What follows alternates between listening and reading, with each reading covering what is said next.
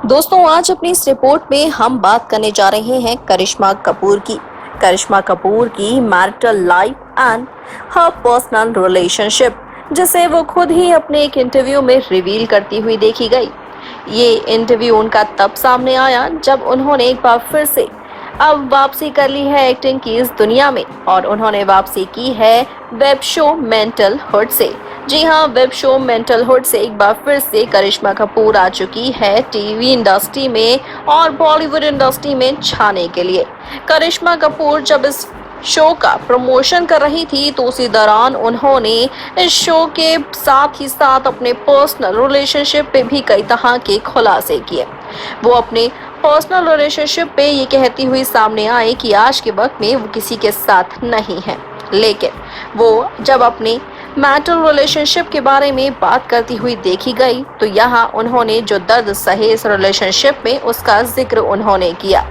बात करती हुई नजर आई इस बारे में वो ये कि साल 2003 में जब उनकी शादी हुई थी संजय कपूर दिल्ली के बिजनेसमैन के साथ, तो इस शादी की शुरुआत में वो खुश हुई, लेकिन उनकी जिंदगी की तकलीफें तो हनीमून के दौरान ही शुरू हो गई थी। जब हनीमून पर वो अपने पति के साथ गई तो वहां उनके दोस्त भी मौजूद थे, और हनीमून के दौरान ही इन दोस्तों में ये बेट भी लगना शुरू हो गई थी, बोली लगना शुरू हो गई थी कि आखिर करिश्मा के साथ कौन सोएगा।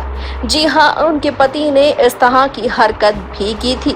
करिश्मा हनीमून के दौरान ही ये बात समझ चुकी थी कि ये रिश्ता ज्यादा वक्त तक नहीं वो झेल पाएंगी, लेकिन उसके बावजूद भी उन्होंने इस रिश्ते को लगभग 9 सालों तक झेला। जब पहली बार करिश्मा कपूर प्रेग्नेंट हुई थी तब उनकी सासू माँ उनके लिए लेकर आई थी एक ड्रेस, एक ऐसी ड्रेस जो प्रेगनेंसी के दौरान वो नहीं पहन पा रही थी अपने बढ़ते हुए वजन के कारण। उन्होंने सासू माँ को मना क्या किया, उनके पति संजय और सासू माँ ने उन्हें जोर जोर से मारना ही शुरू कर दिया। उनके मार कर इस तरह की हालत कर दी कि वो अपनी फैमिली को बताने लायक भी नहीं बची। लेकिन उन्होंने इस बात का फैसला उस वक्त ले लिया था कि वो इस रिश्ते को खत्म जरूर करेंगी, लेकिन इसमें भी उन्हें काफी ज्यादा वक्त लगा। पहली प्रेगनेंसी के बाद वो फिर से प्रेग्नेंट भी हो गई और सब कुछ चीजें वो झेलती चली गई।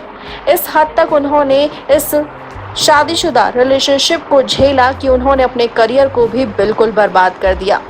और आया साल 2012 का मौका जब उन्होंने फाइनली डाइवोर्स ले लिया, लेकिन डाइवोर्स की भी ये प्रक्रिया बहुत ही ज़्यादा लंबी चली थी।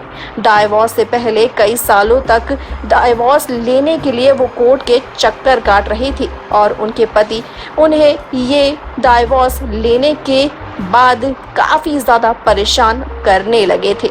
बता दें कि करिश्मा कपूर के साथ रिश्ते के दौरान भी संजय कपूर अपनी पहली पत्नी के साथ रिश्तों में बंधे हुए थे, और करिश्मा को भी ये बातें पहले ही पता चल चुकी थी। करिश्मा से शादी टूट जाने के बाद प्रिया सचदेवा के साथ शादी करते हुए संजय कपूर देखे गए। वहां उन्हें एक बच्चा भी हो चुका है इस रिश्ते से।